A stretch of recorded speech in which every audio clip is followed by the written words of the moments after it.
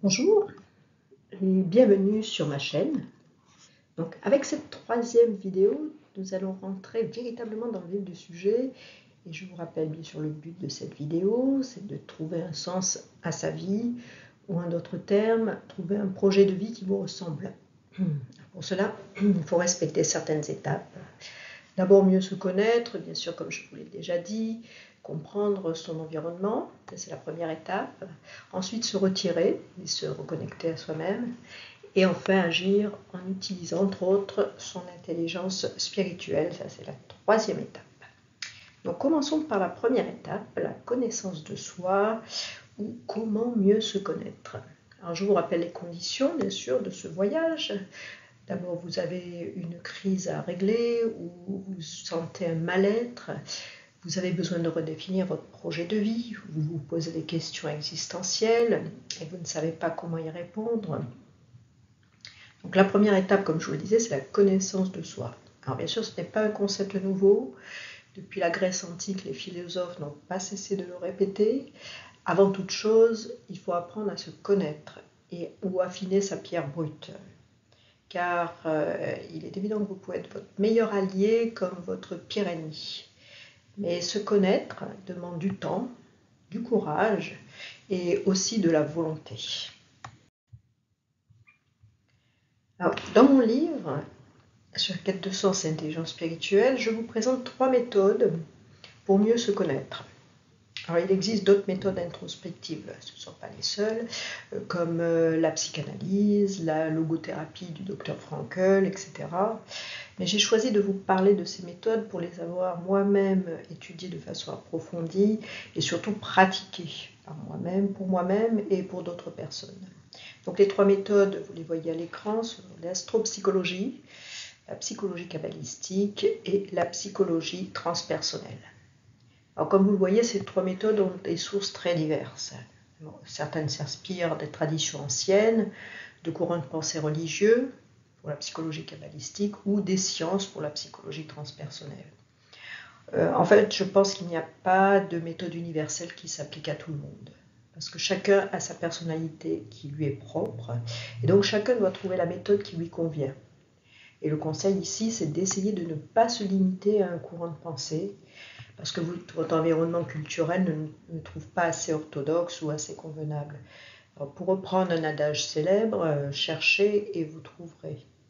Rappelez-vous aussi que les règles du jeu dont je vous ai parlé en introduction, pas de jugement. Ouvrez votre esprit et votre cœur et donc trouvez ainsi la méthode qui vous convient. Alors je cite, pour introduction à l'astropsychologie, l'astrologie a souvent été décrite comme faisant partie du domaine ésotérique et a été rejetée par les scientifiques comme appartenant à une période d'obscurantisme, nous privant ainsi d'une source de connaissances. Je ne sais pas si l'astrologie n'est pas digne du scientifique moderne, mais je trouve dommage de s'interdire d'explorer des concepts et de les rapprocher d'autres domaines parce qu'ils ont été découverts par des générations antérieures et que les moyens actuellement à notre disposition ne permettent pas d'en vérifier la validité.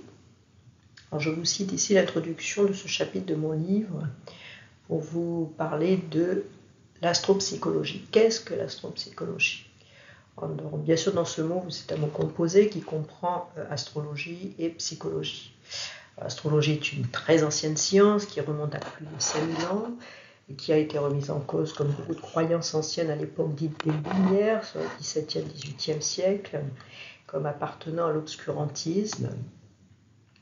Mais récemment, et particulièrement avec Jung, Carl Jung et son travail sur les archétypes, l'astrologie a connu un renouveau avec l'astropsychologie, justement. Alors, très brièvement, car j'ai consacré d'autres vidéos à ce sujet, le thème astral décrit la structure de la psyché d'un individu.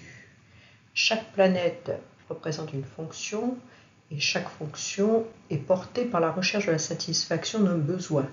La reconnaissance, l'inclusion sociale, etc. Donc ça, je vous en ai aussi déjà parlé dans une vidéo précédente.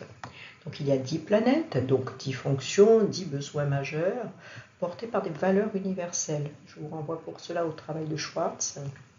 Donc la façon de satisfaire ces besoins, ces 10 besoins, va être représentée par un des 12 signes qui représentent donc les comportements de la personne.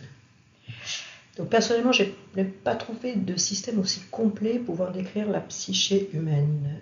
Ici, bien sûr, il n'est pas question de prévoir l'avenir, mais de comprendre qui on est et ce qui nous attire dans la vie et comment nos désirs évoluent, tout comme notre place dans le monde. Autre approche, deuxième outil de connaissance de soi, la psychologie kabbalistique. Alors ici aussi, la compréhension de la personnalité repose sur un système structuré. Donc vous voyez une représentation à l'écran. Alors juste un mot sur la Kabbale, très rapidement. La Kabbale fait partie de la tradition ésotérique juive et son enseignement a été repris par d'autres traditions, et notamment par la tradition chrétienne. Il est difficile de dater son apparition, c'est très ancien bien sûr, c'est avant Jésus-Christ. Et comme pour l'astrologie, la recherche en psychologie s'y est intéressée. Et nous trouvons aujourd'hui un courant appelé psychologie kabbalistique. Et là aussi, je vous fais une présentation très très résumée. D'abord, sur la psychologie kabbalistique, part du principe fondateur de la confiance en soi et la confiance en la vie.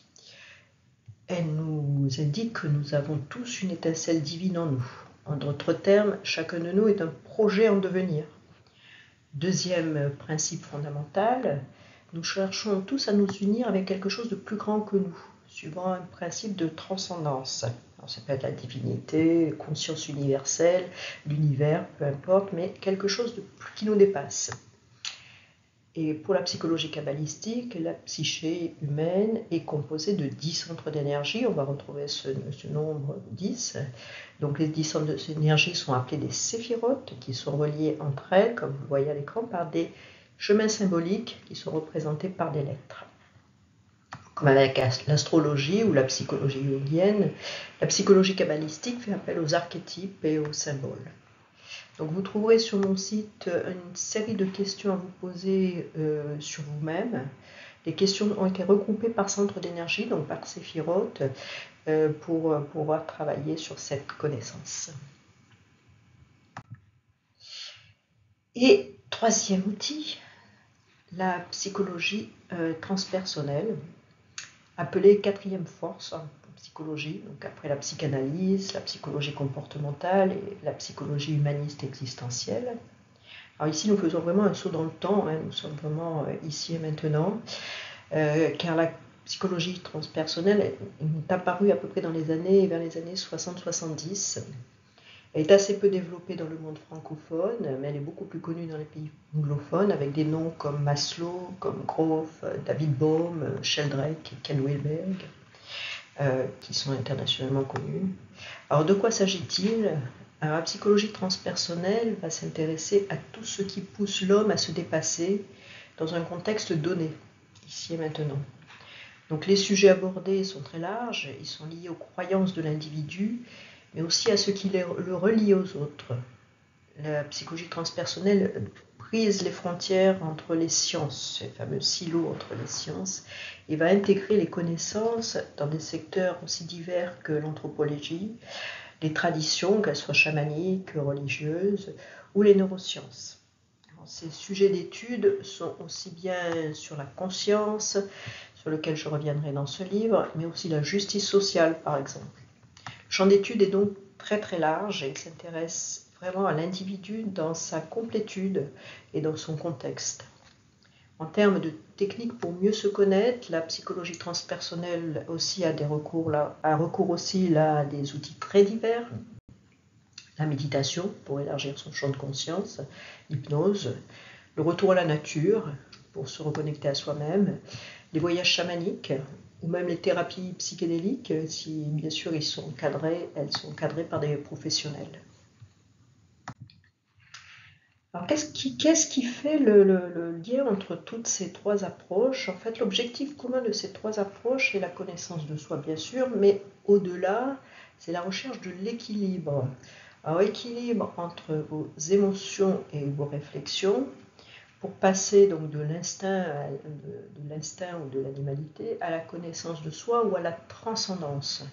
Donc vous voyez, je vous ai fait un joli schéma là, donc l'équilibre grâce à nos réflexions et nos émotions, combinaison des deux, va nous permettre d'évoluer sur cet axe vertical que je vous ai dessiné, qui part de l'instinct à la transcendance.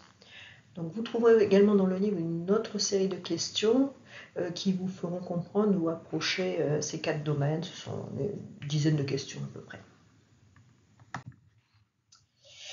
Voilà, j'espère que cette vidéo vous sera utile. Alors n'hésitez pas à me contacter si vous avez des questions ou si vous souhaitez que je fasse des vidéos complémentaires sur un point particulier. Parce que l'objectif ici est d'aider et de transmettre mes connaissances, mais j'ai bien conscience que ces vidéos sont très très courtes, donc elles ne donnent pas en profondeur, elles n'explorent pas en profondeur les outils que j'ai évoqués là. Donc n'hésitez pas à me dire si vous voulez des renseignements, des informations complémentaires, voire des sessions en ligne d'accompagnement.